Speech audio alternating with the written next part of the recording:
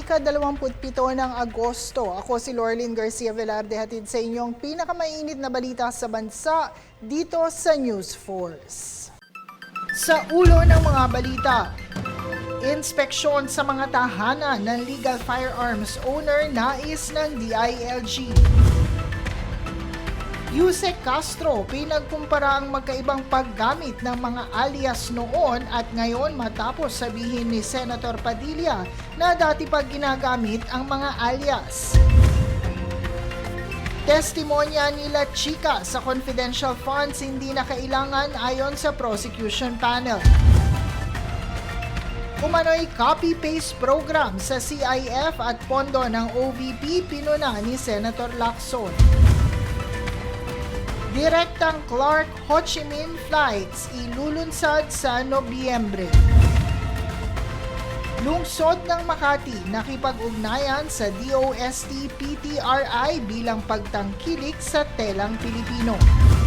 Patas at pantay na balita, komprehensibong ulat para sa pulso ng masa. Ito ang News Force. Sa ating pangunahing balita, sa naganap na pagdinig sa Kamara ukol sa budget, inihayag ng Department of Interior and Local Government na nararapat mabigyang otoridad ang PNP sa pagsisiyasat sa mga tahanan ng gun owners. Ang kabuang detalye mula kay Jade Buhoy. Ninais ng Department of the Interior and Local Government o DILG na bigyan ng otoridad ang mga kapulisan na pasukin at suriin ang mga tahanan ng mga legal gun owner upang matiyak kung tama ang pag-iimbak ng kanilang mga baril. Sa pagninig ng House Committee on Appropriations para sa panukalang budget ng ahensya, inihayag ni Interior Secretary John B. Cremulya ang hakbang na ito kasunod ng mga naiulat na insidente kung saan mga menor de edad ang gumamit ng mga baril ng gobyerno.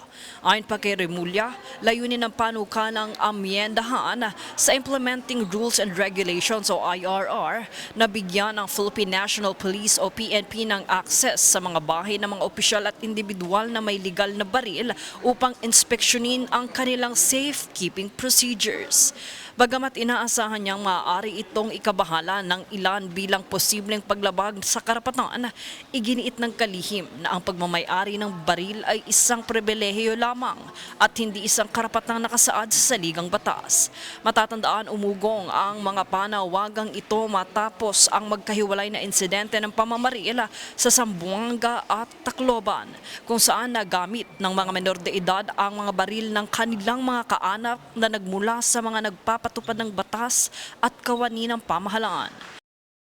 Bukod dito, hinikayat din ni Remulla ang Kongreso na repasuhin at amyendahan ang umiiral na batas tulad ng Comprehensive Firearms and Ammunition Regulation Act upang mas mapatibay ang pananagutan ng mga nagmamay-ari ng baril sa bansa. Jade Buhoy, nag-uulat para sa Golden Nation Network.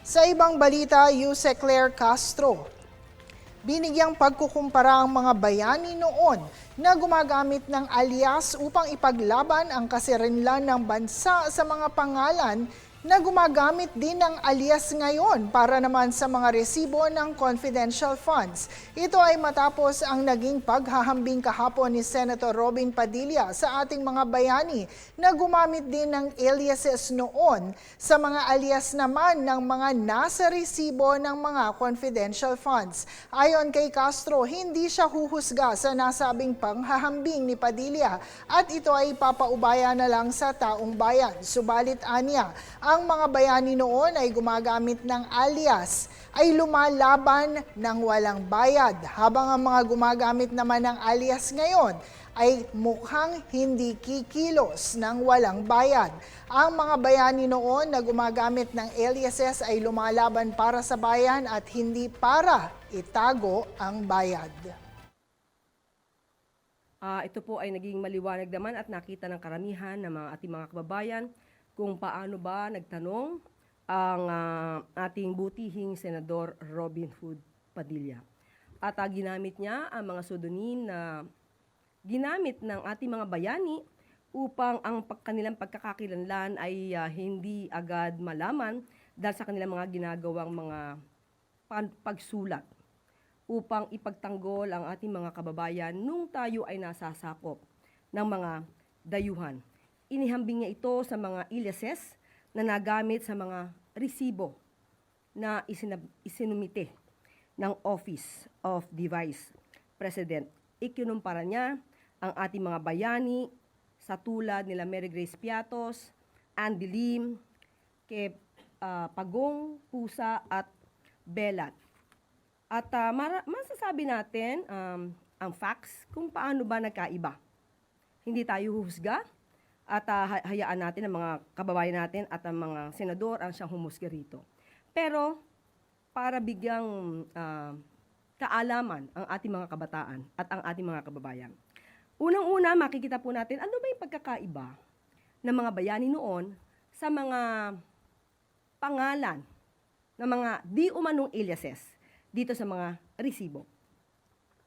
Pero hindi naman nangangahulugan na issue, sabi nga ng prosecution ay non-issue daw ang mga aliases. Pero doon pa rin naman tumutungo ang katanungan. Siguro ang mga bayani noon ay lumalaban para sa bayan nang walang bayad. Pero yung mga tumutulong na mga informant, informer, sa kasalukuyan, mukhang hindi kikilos ng walang bayad. At ang mga bayani noon, kahit gumamit ng pseudonym, ay alam nating totoong tao. Sa ngayon, ang mga resibong naipakita, hindi natin alam kung totoong tao o sila ay multo or mga ghost beneficiaries. So, para sa kaalaman ng mga kabataan, kung ito ang pagkukumparahin natin, ang mga bayani noon ay lumalaban para sa bayan, itinatago ang pagkakakilanlan para sa bayan, pero yung iba ngayon, itinatago ang pagkakakilanlan para sa bayad.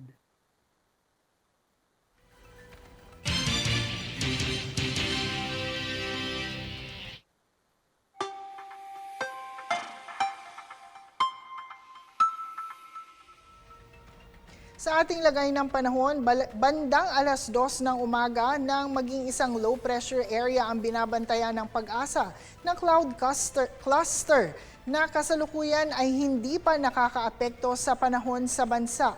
Huli itong namataan higit 900 kilometro sa silangan ng extreme northern Luzon na may katamtamang tsansang maging isang bagyo sa susunod na 48 oras at may mababang tsansa lamang na maglandfall.